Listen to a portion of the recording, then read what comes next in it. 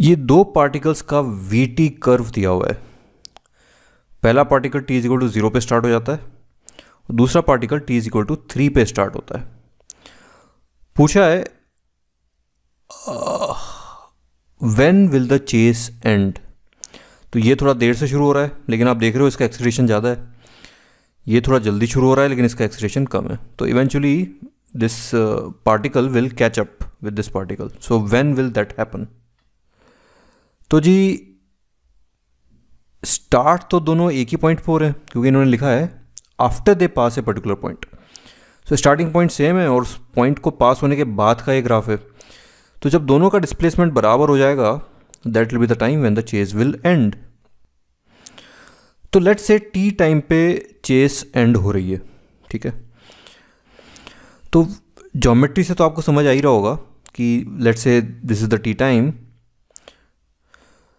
तो ये यहाँ से अगर लाइन में खींचूँ तो ये जो ट्राइंगल बनता है और ये जो ट्राइंगल बनता है इन दोनों का एरिया सेम होना चाहिए।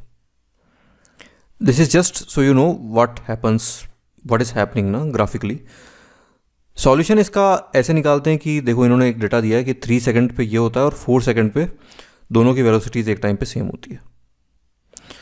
तो यहाँ से हम दोनों का रिलेटिव एक्सेलरेशन निकाल सकते हैं। रिलेटिव मतलब not a1 minus a2 but one acceleration in terms of another. तो ये हाइट मान लेते हैं v, ठीक है। तो जो थर्ड ये जो 3 सेकंड पे चालू हुआ है उसका एक्सेलरेशन हुआ v/1।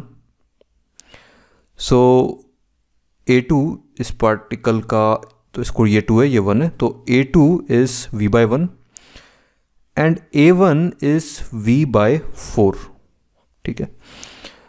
तो रिलेटिवली आप इनको डिवाइड कर दो तो आ जाएगा a1 अगर v/4 है तो a2 इज 4 टाइम्स a1। तो ये मैं कह रहा था relative acceleration. So we have got a2 in terms of a1। अब chase ends when displacements are same.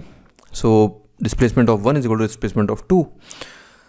Displacement of 1 तो a1 के टर्म्स में लिख देते हैं, वो हो गया हाफ a1 t स्क्वायर। तो लेट्स से t टाइम पे चेज खत्म हो रही है तो ये तो t इज इक्वल टू 0 पे शुरू हो रहा है तो उसका डिस्प्लेसमेंट हुआ half a1 into T square.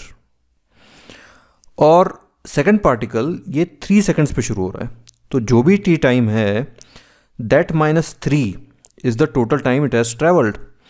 तो उसका डिस्प्लेसमेंट हो गया half acceleration of 2 that is 4a1 into t-3 whole square, क्योंकि ये t-3 सेकेंड्स चलेगा अगर ये t सेकेंड्स चलेगा।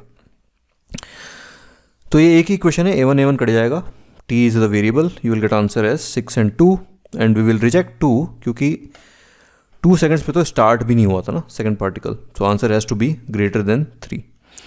सो आवर आंसर विल बी 6।